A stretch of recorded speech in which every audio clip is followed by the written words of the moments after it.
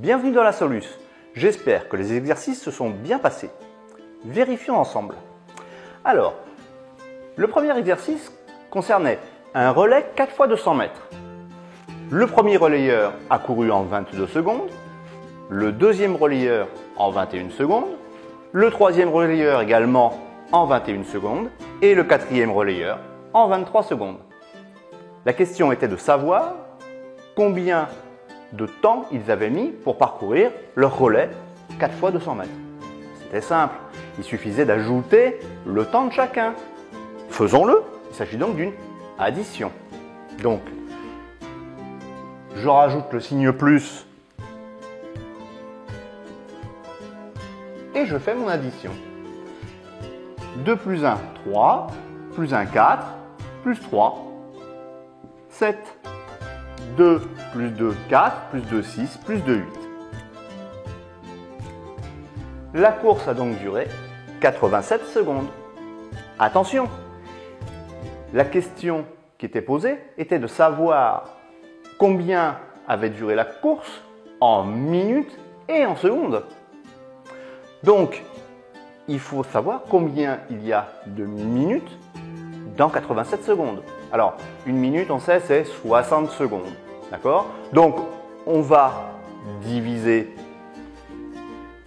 87 par 60 pour savoir combien il y a de minutes dans 87. En 87, combien de fois 60? Il y a une fois. Donc, une fois 60, 60. 87 auquel on enlève 60 font donc 27. La course a donc duré 1 minute et 27 secondes. Et je l'écris. La course a duré 1 minute 27 secondes. Et voilà. Exercice suivant. Nous avions un bateau qui quittait Marseille à 9h43 et dont la durée du trajet était de 5h26. La question était de trouver à quelle heure il allait arriver en Corse. Très simple, il suffit donc d'additionner l'heure de départ à la durée du trajet. Donc je le fais. 9h43 minutes plus 5h26 minutes. Je fais mon addition et je vais trouver 6 plus 3, 9, 4 et 2, 6, 9 et 5, 14. Il va donc arriver à 14h69 minutes. Ah oui, non, ça va pas ça. C'est vrai qu'on n'a pas le droit, on ne peut pas dépasser 59. Eh bien voilà, c'est simple en fait. Il faut faire, comme on avait vu dans la minute maths, il faut enlever 60 minutes aux minutes. Et on obtient 9. Et les rajouter aux heures. Donc là, on fait plus 60 minutes égale 1 heure. Et donc on va obtenir 15. L'heure d'arrivée sera de 15h09 minutes. Bon, ça c'est le bon résultat. Par contre, je déconseille de prendre modèle sur mes dessins parce que c'est pas terrible. Alors, exercice suivant. J'avais écouté à la radio une chanson de Beyoncé qui dure normalement 4 minutes et 2 secondes, mais malheureusement, j'ai loupé les 28 premières secondes. Donc, je cherchais à savoir quelle durée de chanson il me restait à écouter. Donc, je vais devoir faire une soustraction.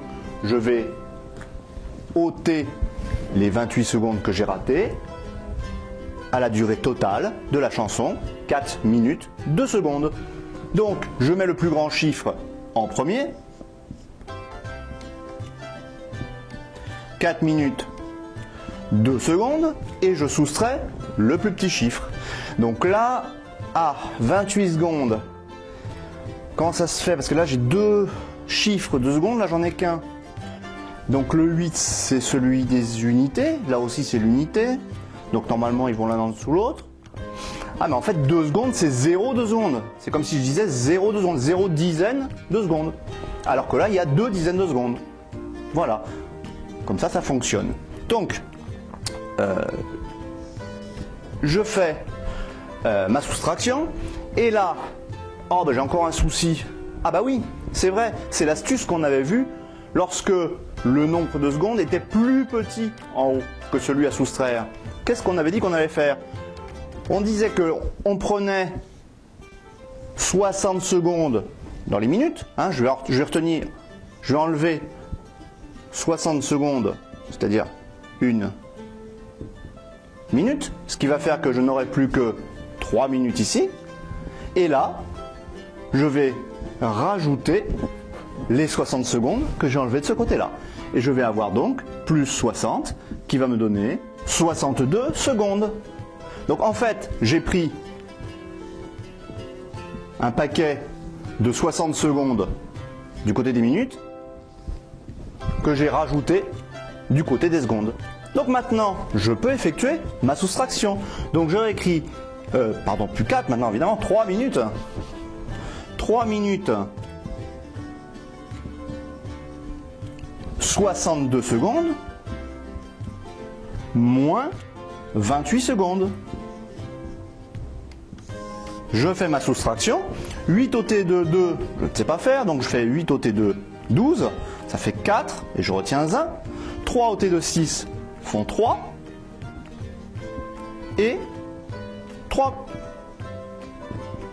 minutes. Il me reste encore 3 minutes et 34 secondes de chansons de Beyoncé à écouter. Et je l'écris. Il me reste 3 minutes 34 secondes de chansons à écouter.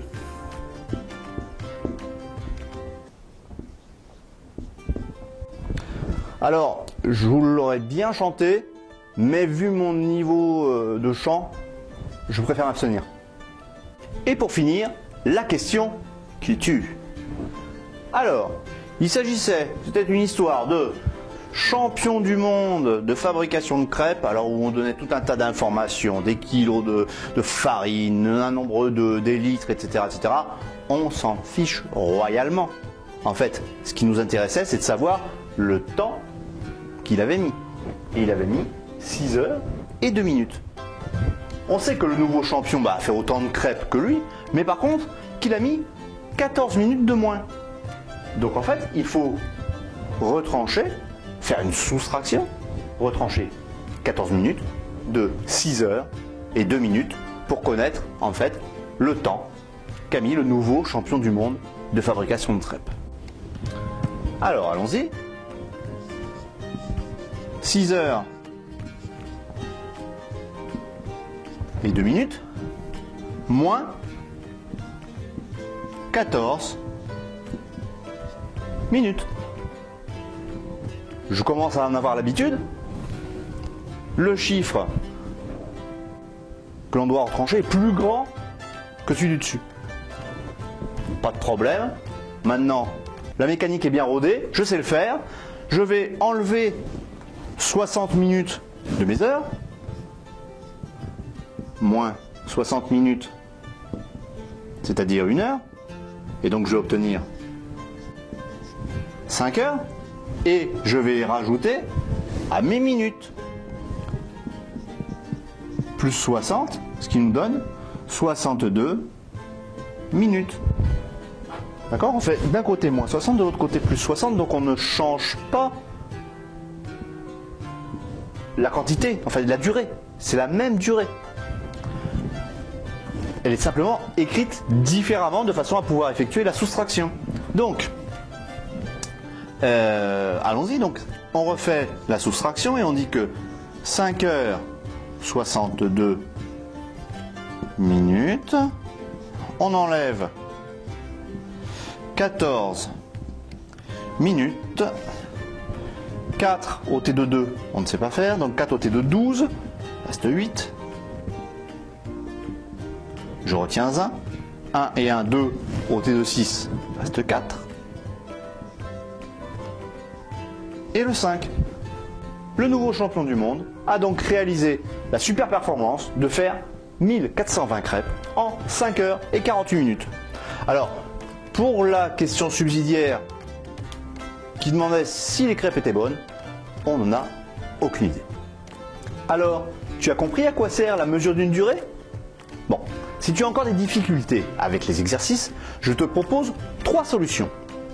Premièrement, tu recommences le cours tranquillement à ton rythme.